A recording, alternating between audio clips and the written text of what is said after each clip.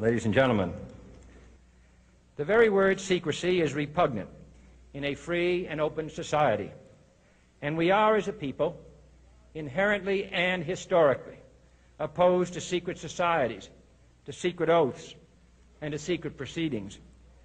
We decided long ago that the dangers of excessive and unwarranted concealment of pertinent facts far outweighed the dangers which are cited to justify it. Even today, there is little value in opposing the threat of a closed society by imitating its arbitrary restrictions. Even today, there is little value in ensuring the survival of our nation if our traditions do not survive with it. And there is very grave danger that an announced need for increased security will be seized upon by those anxious to expand its meaning to the very limits of official censorship and concealment. That I do not intend to permit to the extent that it's in my control.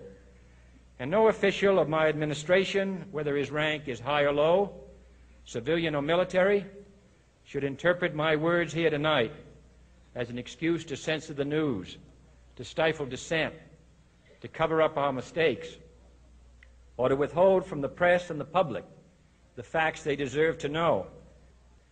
For we are opposed around the world by a monolithic and ruthless conspiracy that relies primarily on covert means for expanding its sphere of influence, on infiltration instead of invasion, on subversion instead of elections, on intimidation instead of free choice, on guerrillas by night instead of armies by day.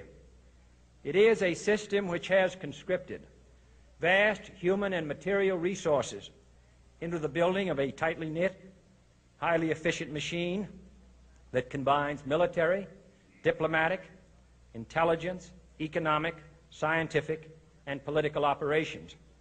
Its preparations are concealed, not published. Its mistakes are buried, not headlined. Its dissenters are silenced, not praised. No expenditure is questioned, no rumor is printed, no secret is revealed. No president should fear public scrutiny of his program, for from that scrutiny comes understanding, and from that understanding comes support or opposition, and both are necessary. I am not asking your newspapers to support an administration, but I am asking your help in the tremendous task of informing and alerting the American people. For I have complete confidence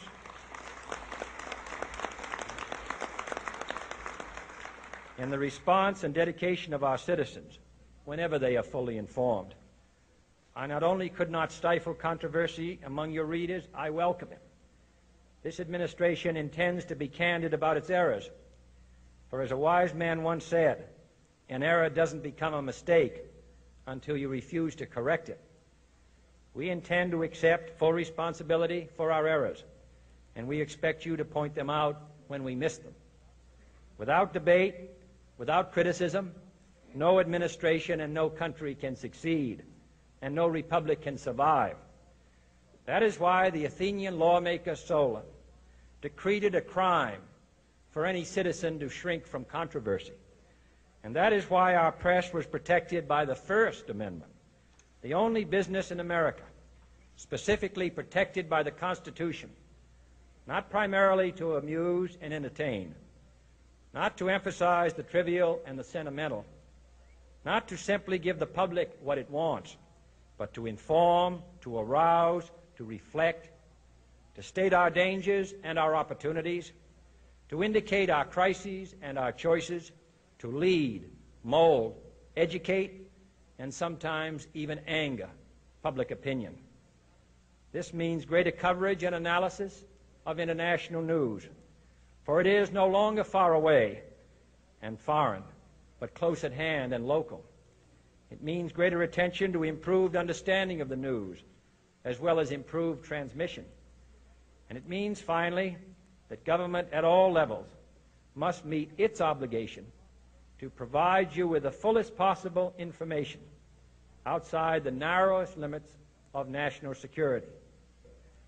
And so it is to the printing press, to the recorder of man's deeds, the keeper of his conscience, the courier of his news, that we look for strength and assistance, confident that with your help, man will be what he was born to be, free and independent.